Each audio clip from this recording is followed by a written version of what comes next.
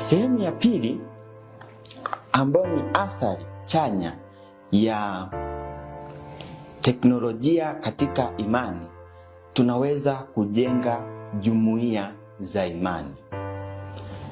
Na hii si tunaweza kujenga, kuna ambazo tayari zimekwisha jengwa. Kuna makundi mbalimbali ya WhatsApp ya parokia, kuna makundi mbalimbali ya WhatsApp ya vikundi vya kitume vya upande wa walei pamoja na watawa. Wamekuwa pamoja katika mitandao. Kwa mfano mtandao wa WhatsApp, kuna kundi ya parokia ya kikundi cha WhatsApp cha parokia. Kwa hiyo unapewa link, unaweza kujoin kule na kuona matangazo na program mbalimbali zinazotolewa na kanisa lako mahalia.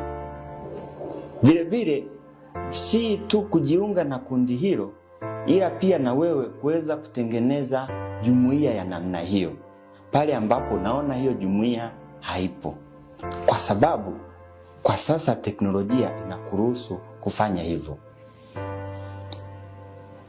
Katika sehemu ya tatu ya athari, tunaona kwamba unaweza ukatumia teknolojia kuwa na ubunifu wa kiroho.